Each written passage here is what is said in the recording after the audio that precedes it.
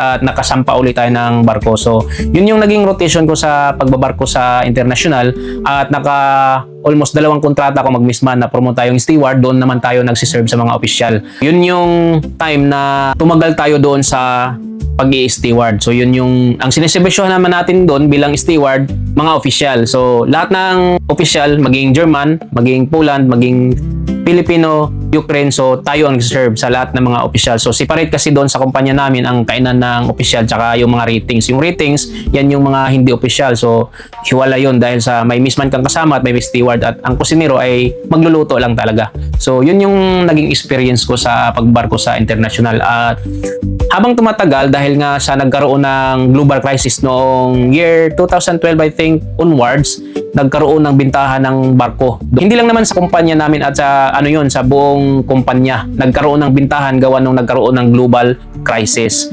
At isa sa mga naapektuhan yung kumpanya namin yung time na yun at kailangan nilang magbawas ng tao. So yun nga, sa kusina, nagbawas sila ng missman. At yung trabaho ng missman ay pinasa sa atin, sa steward. Napakagaan lang naman yung trabaho pero napakadami. So tayo yung unang gigising tayo kung gigising ka ng alas 6 kasi ang time in natin ay alas 6, gahol ka na sa oras niyan. So kailangan natin gumising ng maaga o alas 5 o kahit agahan pa natin 4:30, so gigising na tayo niyan.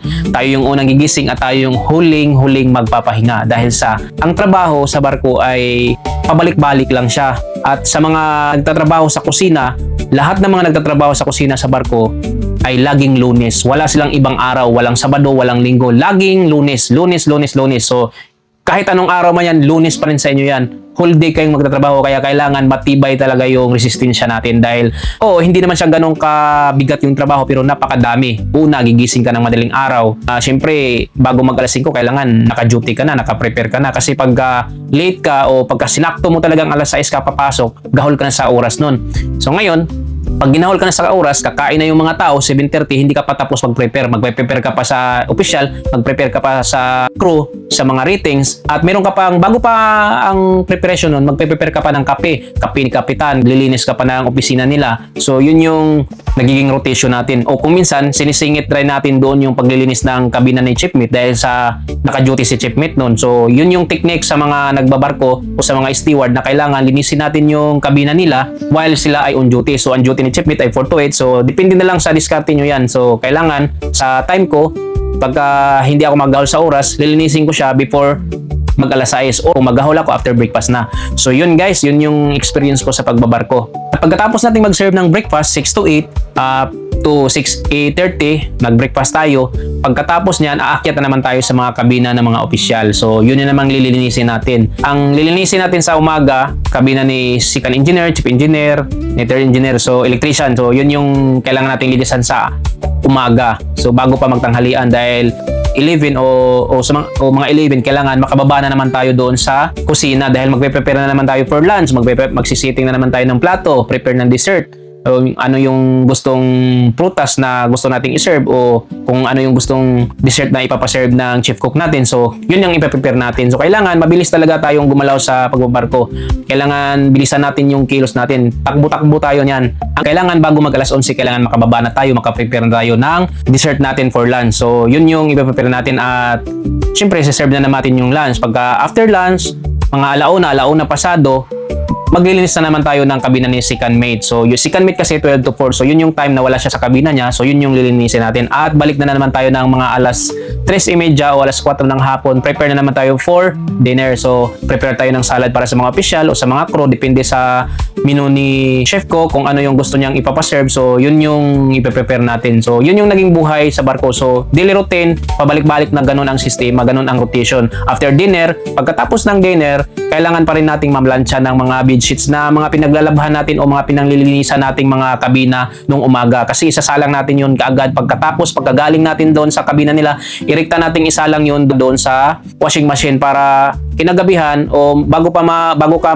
tayo magpahinga sa tanghali, isasampay na natin siya at pagka after dinner, ipaplansyahin natin yung mga bedsheet nila, yung mga bedsheet ng mga official na pinaglinisan natin sa umaga. So yun yung daily routine natin sa pagbabarko natin. At after dinner, so yun na naman yung tirahin natin, yung mga kailangan nating labhan sa laundry at paplansyahin natin. Kaya lagi kong sinasabi na bilang isang steward o bilang isang misma na naka-experience sa pagbabarko sa international, tayo yung unang nagigising, tayo yung huling nagpapahinga. So sa lahat ng mga gustong magbarko, kung halimbawang makapag-duty o kung halimbawang nasa galley department kayo, kung yung una yung posisyon ay missman o steward, so yun yung isa sa mga naging experience ko na sinishare ko sa inyo. Kaya pag sumampa kayo ng barko at yun yung posisyon nyo, ihanda nyo yung sarili nyo dahil sa pagbabarko, sa ganong posisyon ay laging Lunes. Hindi katulad sa engine department tsaka sa deck department, pagka Sabado hanggang alas 3 lang yan sila. Pagka Linggo naman, half day lang sila. May pahinga talaga sila. Hindi katulad sa atin, sa kusina, always Monday. So yun lang guys ang ma-share ko sa inyo sa experience o naging experience ko sa pagbabarko. At kung meron kayong mga katanungan sa mga baguhan dyan o sa mga gustong magbarko o sa mga estudyante na gustong magbarko, pwede kayong mag-comment sa comment section kung meron kayong itatanong. At kung meron tayong idea patungkol sa mga itatanong nyo, ay sasagutin natin yan sa iba pa nating o sa mga susunod na vlog natin. At yun lang muna guys, at kung nagustuhan mo ang video ito, paki-like, share, and follow my Facebook page at YouTube channel at pahit na rin ng notification bell para lagi kayong updated sa tuwing may upload ako na video. See you next time. Brum brum. Bye!